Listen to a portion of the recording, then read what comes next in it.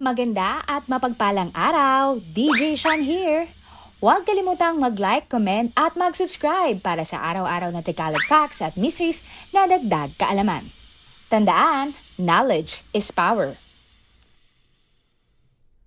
Sino ba naman ang hindi gusto uminom ng isang malamig na Coke? Lalo na kung mainit o kaya salo-salo at kasama ang buong pamilya. Ang Coke, lalo na sa handaan, ay talaga namang napakasarap uminom nito. Lahat ata, miski bata o matanda, ay gusto ang lasa nito. Noon pa man, sikat na inumin na ang Coca-Cola o mas kilalang ang Coke. Pero sino ba naman ang mag-aakala na may namamatay dahil lang sa pag-inom ng Coke? Ang kwento natin ngayon ay tungkol sa mga taong napahamak dahil sa kakainom ng Coke halos araw-araw. Pero bago ang lahat, ano nga ba ang Coke? Ang Coke ay isang klase ng soft drink na produkto ng kumpanyang Coca-Cola. Dalawa ang main ingredients ng Coke, ang Coca-Cola leaves at ang cola nuts na pinagmula ng caffeine sa Coke. Ang Coca-Cola ay ang pinakamalaking tagagawa at distributor ng mga inumin sa mundo.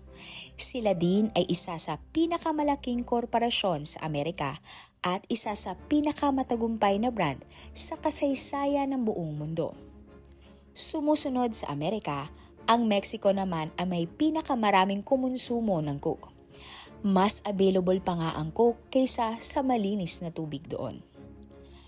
Ayon sa marami, ang Coke ay masarap dahil sa pagiging matamis nito. Trivia lang, isang doktor ang nag-imbento ng Coke.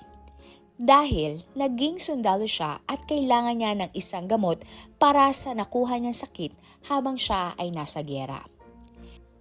Kalaunan ay binenta niya ang formula ng Coke sa kanyang drugstore at ito nga daw ay isang brain tonic o gamot para sa nervous system. Nagulat ka, no? Sino ba naman ang mag-aakala na gamot pala ang Coke nang una itong naimbento noong 1886? Taong 2010, isang babae sa New Zealand ang namatay matapos uminom ng 2 litro ng Coke araw-araw simula nang siya ay teenager pa lamang. Kinilala ang babae na si Natasha Harris, 30 years old, may asawa at anak. February 25, 2010, nakita ng asawa ni Natasha na si Christopher ang asawa niya sa loob ng kanilang banyo. Si Natasha ay nakaupo sa toilet, nakasandal sa dingding at tila naghahabol ng hininga ang itsura. Isinugod pa sa ospital si Natasha pero idineclare din itong patay pagdating doon. Namatay si Natasha matapos ang isang cardiac arrest. Ayon sa kanyang mga medical records, si Natasha ay nagkaroon ng fatty liver dahil sa sobrang asukal at posibleng may hypokalemia o kondisyon na mababa ang potassium sa katawan. Ayon sa asawa ni Natasha na si Christopher, 1 taon nang hindi maganda ang lagay ni Natasha bago ang pangyayari. Lagi na daw nagsusuka si Natasha noon at araw-araw laging pagod at parang nangihina. Pero inakala lang nila na dahil ito sa stress dahil siya ay nag-aalaga ng 8 nilang mga anak.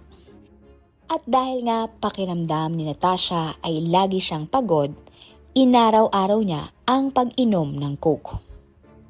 Si Natasha ay nakaka2 litro ng Coke halos araw-araw. Simula umaga, pagkagising ni Natasha ay iinom na siya ng Coke at gayon din bago matulog, iinom siya uli ng 1 litro ng Coke. Kapag hindi nakakainom si Natasha ng Coke ay nagagalit ito at nagiging iritable. Para daw adik na si Natasha sa Coke dahil dumaranas ito ng mga sintomas ng withdrawal kapag hindi nakakainom ng Coke. Dagdag pa ni Christopher, tinanggal na ang mga bulok ng ngipin ni Natasha na ayon sa dentista ay dahil nga sa pag-inom ng matatamis na inumin o ng Coke. Hindi naman inakala ni Christopher na dahil sa Coke ay mamamatay ang kanyang asawa. Ayon kay Christopher, hindi niya naisip na nakakapinsala ang coke sa kanyang asawa dahil para lang naman daw itong tubig. Ayon naman sa isang eksperto, nagkaroon ng komplikasyon si Natasha dahil sobrang pagkonsumo niya ng asukal at caffeine na nasa coke. Kaya nga, nagsusuka si Natasha dahil nalalaso na ng caffeine ang kanyang katawan dahil sa sobrang pag-inom ng coke. Sa iba pang kwento, sa New Zealand, taong 2018, lumabas ang balita na isang buntis ang namatay naman dahil sa madalas din pag-inom ng coke. Ang babae ay isang nanay na may 3 mga anak.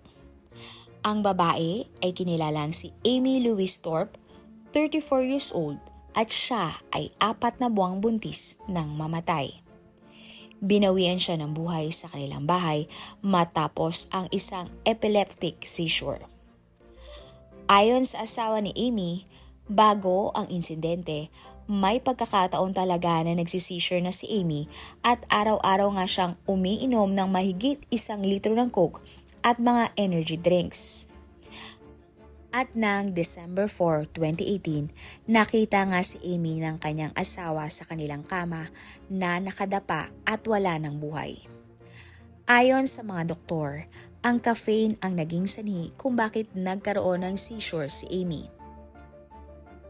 Pinayuhan ng doktor noon si Amy na magpa-admit na sa ospital para sumailalim sa mga laboratory tests at magamot ang kanyang seizure, pero hindi sumunod si Amy.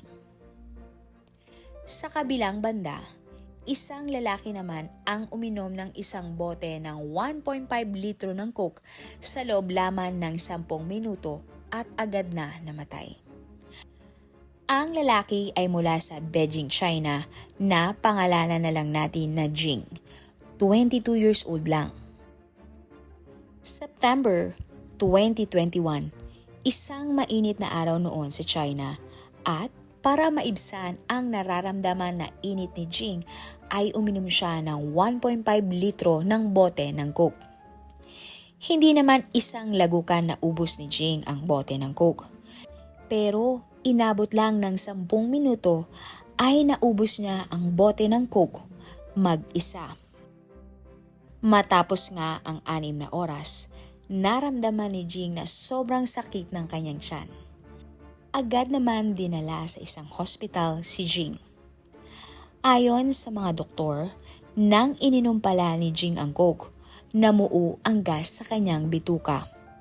Ang gas ay tumagas sa ugat ng kanyang atay at naapektuhan ito.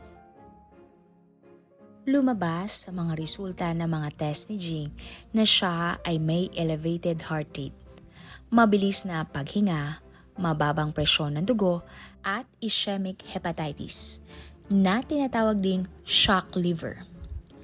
Ang shock liver ay isang kondisyon na hindi sapat ang dugo na nakukuha ng ating atay. Ito ay nakuha ni Jing dahil nga tumaas ang gas na napunta sa kanyang atay imbis na sa kanyang dugo.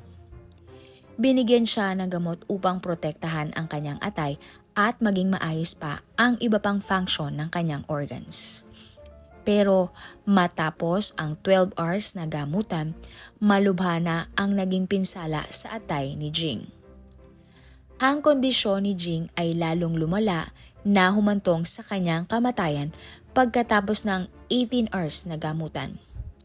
Pero bago ang lahat ng ito ay sobrang healthy si Jing.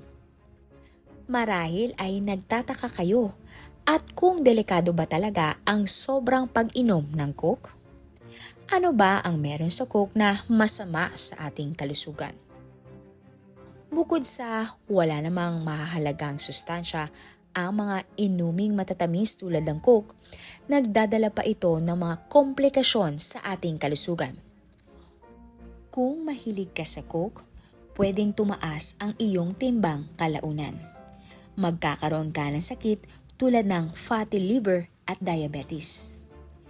Ang mga sumusunod ay ang mga dahilan kung bakit hindi maganda para sa kalusugan ang labis na pag-inom ng coke. Una, hindi nakakabusog ang Coke at ang pag-inom ng soft drinks ay nagpapataas ng timbang sa isang individual. Ayon sa mga pag-aaral, ang mga taong madalas uminom ng Coke ay mas kumakain ng marami. Dahil ang taong umiinom ng Coke ay parang may sensation na gusto mo pang kumain dahil pakiramdam mo ay hindi ka nga nabubusog. May mga pag-aaral din na ang bata na maagang uminom ng Coke ay nagiging mas mataba compare sa mga hindi. Pangalawa, ang madaming asukal na nagmumula sa Coke ay nagiging tabalang sa iyong mga atay. Ang sakit na ito ay tinatawag ng fatty liver. At kapag may fatty liver ka, mas malaki ang tsansa mo na magkaroon ng ibang sakit tulad ng diabetes at mga kidney diseases. Ang Coke ay meron ding high fructose corn syrup na hindi natutunaw sa ating katawan kaya nagre-resulta ito ng indigestion. Pangatlo, nasisira ang ating ngipin at buto. Ang pH level ng Coke ay 3.2 at mataas ito sa normal na dami. Ang antas na pH na ito ay acidic para sa mga tao na maaring makatunaw ng enamel ng ngipin kaya mabilis na nabubulok ang mga ngipin. Pang-apat, mas mataas ang tsansa na makakuha ng sakit na cancer. Ayon sa mga pag-aaral, ang mga taong mahilig sa Coke o anumang matatamis na inumin ay mataas ang tsansa na magkaroon ng cancer. Ang isang ingredient kasi ng Coke naggamit bilang artificial sweetener na kapag sobra ay napupunta sa katawan at ito ay nakakasama. Panglima, ang madalas na pag-inom ng Coke ay pwedeng magbigay ng sakit na diabetes. Ilan nga sa mga taong laging umiinom ng Coke ay may mga obesity o sobra ang timbang. Ayon sa mga research, mas malamang na magkaroon ka ng type 2 diabetes kung hindi ka physically active o wala kang exercise at ikaw ay obese. Pang-anim, nakaka-addict ang Coke. Gaya nga ng mga junk foods, ang madalas na pag-inom ng Coke ay may ibinibigay na epekto sa utak gaya sa mga ipinagbabawal na gamot. Pang-pito, ikaw ay magkakaroon madalas ng heartburn at acid reflux. Ang acid na mula sa pag-inom ng Coke ay nakakairita para sa lining ng ating tiyan. Dahil sa taas ng acid sa mga matatamis na inumin, pwede kang magkaroon ng heartburn at acid reflux o pangangasim nga ng sikmura. Pangwalo, mas nakakauhaw ang Coke. Ayon sa mga pag-aaral, pwedeng pawiin ng Coke ang uhaw mo pero mas lalo kang mauuhaw matapos mong uminom ng Coke. Dahil nga may mga ingredient ito na nakaka-dehydrate o hindi sapat ang tubig sa iyong katawan kaya mas lalong nakakauhaw. Pang-siyam, pwedeng magkaroon ng reproduction problems at infertility. Ang madalas na pag-inom ng Coke ay nakakaapekto sa hormonal levels tulad ng estrogen na mahalaga sa pagbubuntis ng isang babae. Para naman sa mga lalaki na regular na umiinom ng Coke o higit ng 1 litro, sila ay may mas mababang sperm count. Ayon nga sa mga pag-aaral, mas maganda na makahanap ng ibang alternative sa Coke tulad ng tubig na ang best drink sa buong mundo. Pwede nyo rin subukan ang 100% fresh fruit juice na magbibigay sa iyo ng mga vitamins at minerals. Mainam din sa kalusugan ang herbal, green o black tea na mayaman naman sa antioxidants at nagbibigay ng proteksyon mula sa maraming sakit. Wala naman masama na uminom ng Coke. Dapat lang ay huwag araw-arawin dahil kahit anong sobra ay nakakasama naman talaga sa ating kalusugan.